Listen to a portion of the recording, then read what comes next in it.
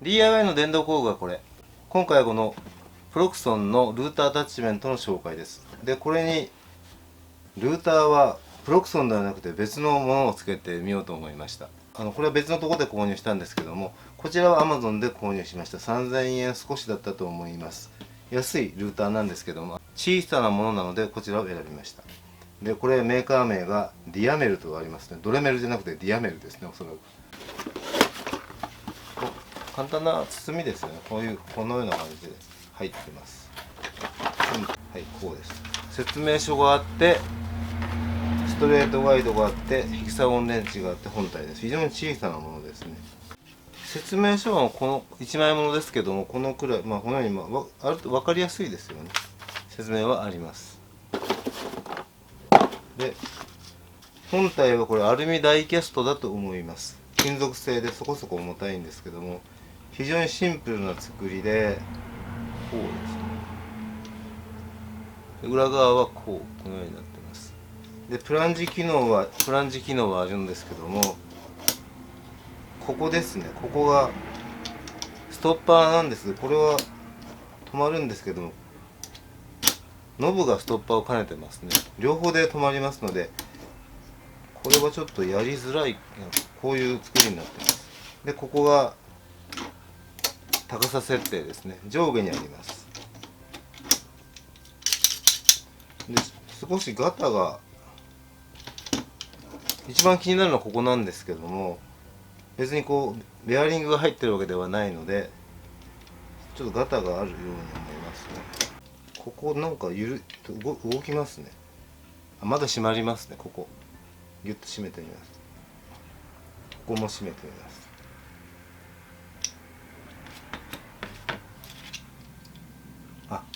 緩んでます。少し締め込んでませんので、かなりガッチリと。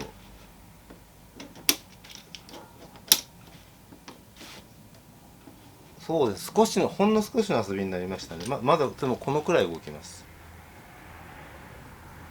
で、ここにルーターを取り付けるようになっています。直径は2センチのようですね。20ミリのようです。で、これがストレートガイドで、縁切り用ですね。抜けるわけではないので針になってますね。ここは取り外しができますね。サークルジグ用のパーツを取りました。で、ここに緩めると入ります。で、これがストレートガイドですね。可愛いですよね。で、ギュッと締めて固定ができます。なんか非常にかわいいですね。はい。プロクソンのものではなくて別のメーカーのものを取り付けようと考えています。はい。では、こちらはディアメルの小型ルーターなんですけども、ドレメルそっくりでちょっと小型のものです。で、内容品は非常に少なくて、フックとカーボンブラシと砥石が2本とスパナです。で、今調べると砥石も 2.9mm と 3.6mm、3.06mm という規格がむちゃくちゃというか合ってませんね。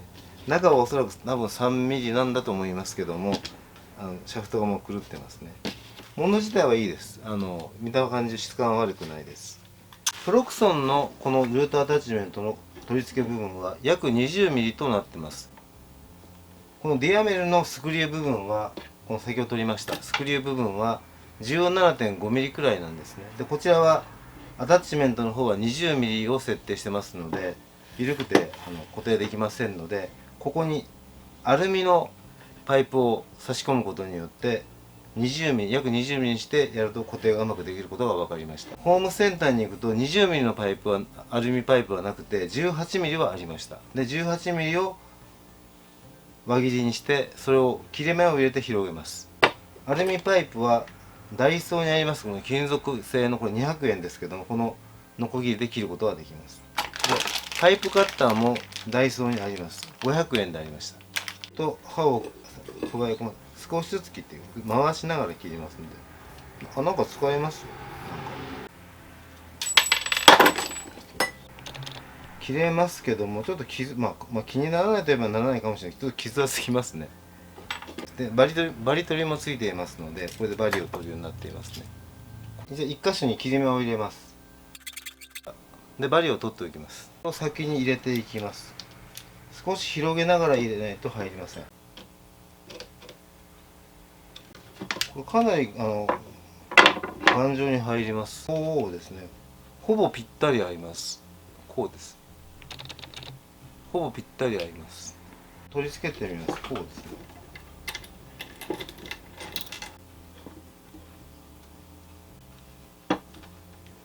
はい、うまく取り付けができました。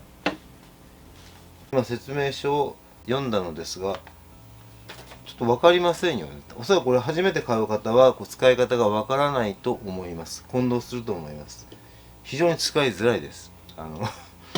大型のルーターを使ってて慣れてるんですけども、非常に使いづらい作りになっています。まず最初にこの昇降機能というのがあります。上下する機能がついているんですけども、これがこうしてこう上下します。でここですね、固定がこの両方になっています。下げて両方こうぐるっと回し、片方ではなくて両方を回すことによって閉まります。当然片方でも閉まるんですけども、微妙に傾きますよね。微妙にこう遊びがあるので、こうですね、遊びがあります。片方だけで閉めると少し傾きますね。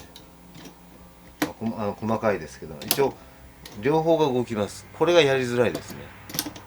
ですのでこう下げてギュッと両方を締めてこう送る形になります。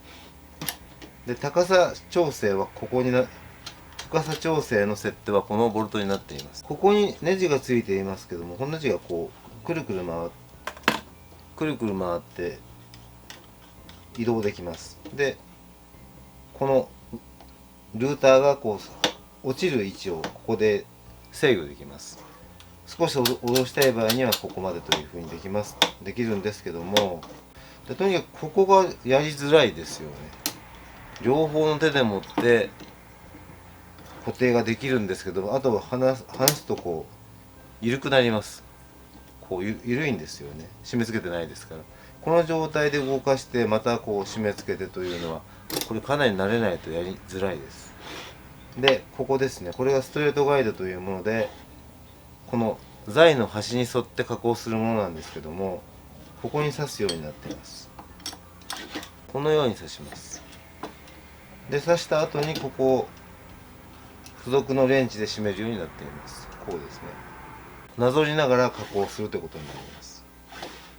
でこれもやはり幅が短いのでやりづらいですね。それと慣れていないとこうなります。こう加工していて、ここに書き取りがありますので、こうなります。ガタンとなります。私はこのままでは使いづらいのでちょっと改造をしてしまいます。ここのネジなんですけども、超ネジに変えた方がいいです。4mm で M4 で 10mm の超ネジに交換しました。このようになります。この方が早く交換できます。作業のたびにこれを使うのは時間がかかりますので、簡単に手で締められますので、こうでね、これでもう確実に固定が、これで確実に固定ができますので、細かいですけども、ここですね、ここスプリングが下に落ち込んでますですね。ここが落ち込んでますので、ここにワッシャーを入れます。ワッシャーですね、こう入れます。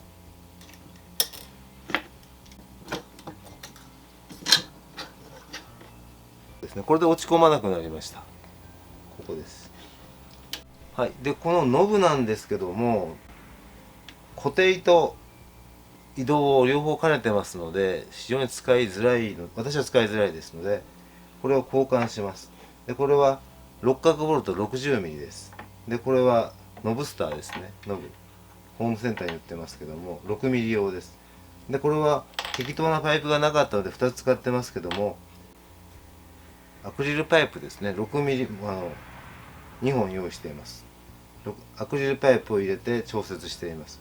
このような形になります。結果的にこう中に入れてますので、長さを調節してギュッと締め付けてもこれを固定しないようにします。このノブで締め付けてますので、この長さを 9mm にするとここを固定しませんので、締め付けてもここは自由に動きます。 9mm になるようにこのパイプを切ります。ギュッと締め付けても動きますよね。ですのでこのように使ってもいいですね。このように使ってここで止めてわーっとやって、これでこれでもいいです。こちらだけでも構いません。それからこのネジを少し切って干渉しない固定ができないようにしても構いません。これでも使いやすくなると思います。で、私はさらに使いやすくしたかったので、ここにストッパーをつけます。標準サイズのトリマーベースですね。これはマキタのものなんですけども、このように動きます。でこれを取ると分かります。ほぼ同じものなので、ルーターを取りました。このような形になっています。こちらは固定がこうですね。下げてここで固定をします。ここですね。これで固定ができて、ここで解除します。この方が使いやすいですよね。これ分解しました。この部分にこのようなレバーをつけて、これで解除、先ほどと同じように解除ができるようにします。ここにネジを切るんですけども、これは裏を返すと非常に薄いんですよね。作りが薄いので、ネジを切るのはここなんですけども、ここですよね。このような形になってます。空洞になってます。ここはですので弱いですので、ここにエポキシパテを充填して埋めて強度を確保しています。でここにネジを切ります。6ミリでタップを切りますので、5ミリの穴を開けます。ではタップを切ります。仮に入れてみます。こうですね。今6、これです。はい、止まりますけど長いですよね。長いものしかなかったのでちょっと短くします。グラインダーディスクをつけました。では今切ったものですね、入れてみます。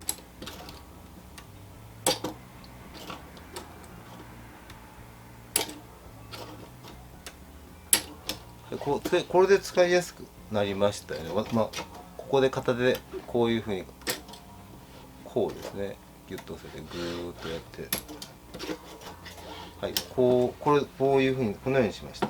ではストレートガイドですけども、ここにも当て木があった方がいいです。こうですね、こうです。でこれは2センチ幅で180ミリの長さです。中にこう入り込む場合があります。このようにも使う、ギリギリまで持っていきますので、ここですね、下に潜り込むように合わせますので、これは両面テープとかでは弱いです。ですので、できれば穴を開けてネジで固定した方がいいです。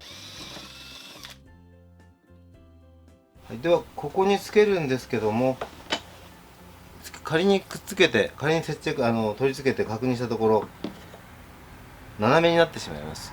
ここの部分がちょっと直角には作られてないので寝てしまいますので、私はここに 0.3 ミリのプラスチック板を貼りました。 0.3 ミリです。そうするとここは直角になります。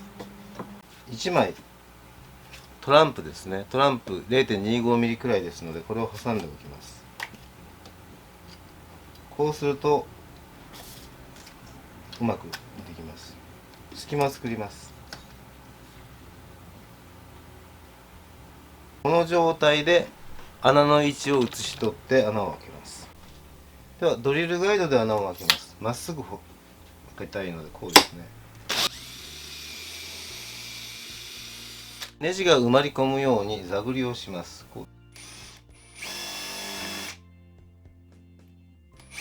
では取り付けます。使用するネジは M4 で 15mm です。でワッシャーとナットですね。このようになりましたけども、ワッシャーは使えませんね。ギリ当たりますのでワッシャーは不要でした。ほとんどこれでできたんですけども、こう滑らしてみると分かるんですけども、引っかかりがありますね。でここは底面は仕上げがすごく綺麗で角もないんですけども、ここに角があります。この丸く抜いたところの縁が角が立っていますので、ここを丸めた方がいいですよね。丸めるとこの引っかかりが取れますのでですね、ここ取っておきます。細かいですけども、やってみたところまだ引っかかりがありますので、ここですね、全体を軽く穴の加工ですね。穴の部分とか立ち上がってますので、針が。でこれが完成ですね。完成しました。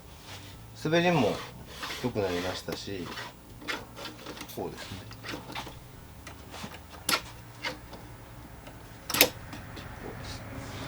実際に加工する前にビットの取り付け方を紹介します。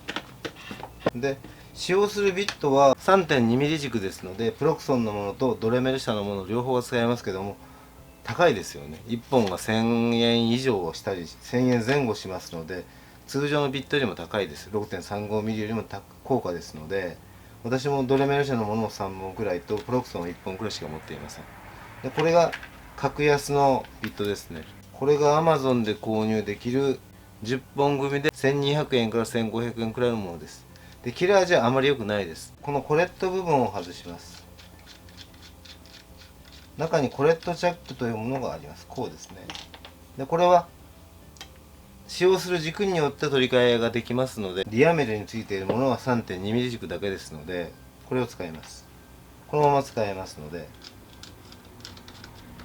差し込みます。ここに差し込んで 15mm ぐらいは刺した方がいいと思いますけども、でここにロックボタンがありますので、ロックボタンを押してモーター軸を固定します。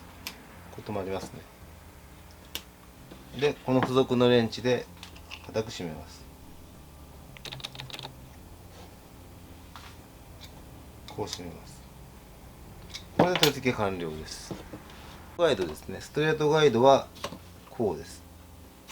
加工する位置をこれで調節ができます。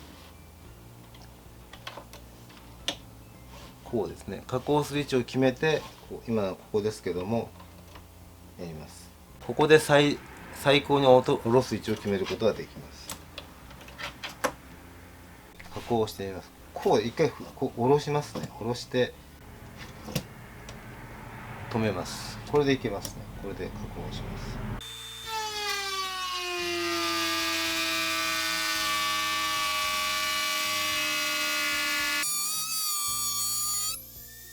でこのように加工ができます。今 V 字型に加工しました。 V 字型の溝を加工しています。加工して分かりましたけども、ここですね。このネジが振動で下に落ちます。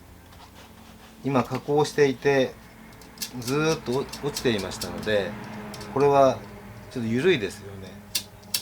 固定をしておかないと作業中に緩みます。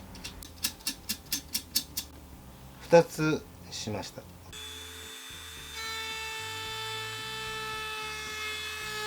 今ネジをここに長ネジがここにあったんですけども、下ろした時に当たりますので、こちらに入れ替えました。こうするとここまで降りますよね。少し深く加工してみます。このように加工、ここですね、加工ができます。次は定規を使ってやってみます。これは前回の動画で紹介したクランプ定規です。薄い材も固定できますので、このようなことができます。定規にそれはこういうふうに使いますね。これはストレートビットに交換しています。3mm ほどですね、限界、3mm ぐらい限界ですので、高さ調整もやっています。はい、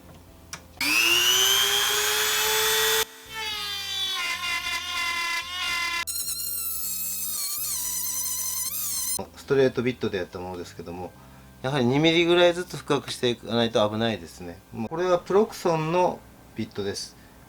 カーブビットですね。でこれはここに丸いものがありますので、円柱のものがありますので、板の端をなぞりますのでガイドは必要ありません。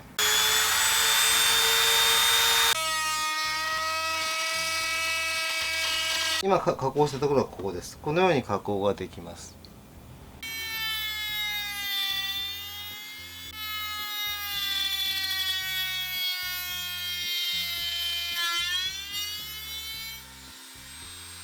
では円を切ってみます。サークルカットの部品がついていますので、シャフトを抜いて入れ替えますね。でこの時にやはり長ネジにしていた方が楽ですよね。このように取り付けます。ルーターの中心からこの針までですので、だいたい適当に今このくらいの円を12、3センチですね作ってみます。下まで刃物がいきますので、下に当て板を置いておきます。でこうなります。で中心が抜けると動きますので、両面テープで貼り付けておきます。はい、両面テープです。こうです。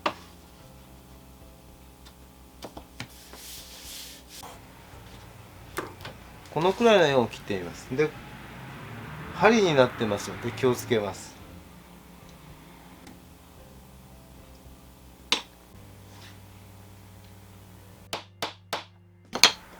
頑丈にやった方がいいですよね。本来ここはスパイラルビットがいいんですけども、安い同じところの販売店の格安のスパイラルビットのようなものですけども、これ切れないと思いますけど、一応これを使ってやってみます。これも10本で1200、300円のものでした。下に下ろして位置を決めます。このプランジタイプがいいのは、こう押し下げて加工ができるからですね。いきます。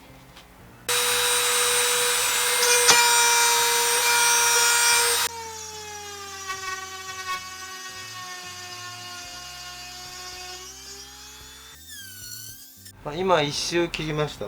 切れ味悪いと言いながらこのくらいで切れますね。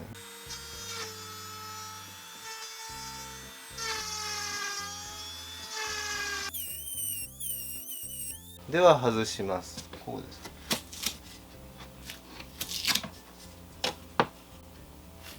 こうですね。ちょっとこびりついて、このように切ることができます。安いビットですけども、このくらいの加工はできますね。それほど切れ味が極端に悪いというわけではないです。これはドリルですね。丸棒に穴を開けることもできるようになっています。こうですね。こう挟んでこうなっていますので、これやる場合にはコレットが 3.2 ミリのものですとドリルが 3.2 ミリに限定されます。これはプロクソンのものですね。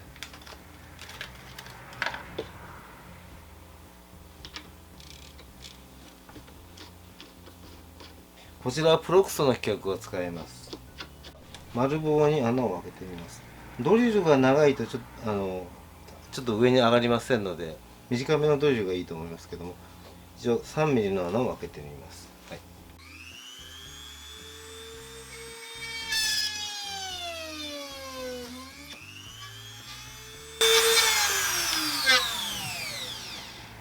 開くのは開きますね。はい、この中央には開きます。今開けた穴ですけども、ここですね。こうですので、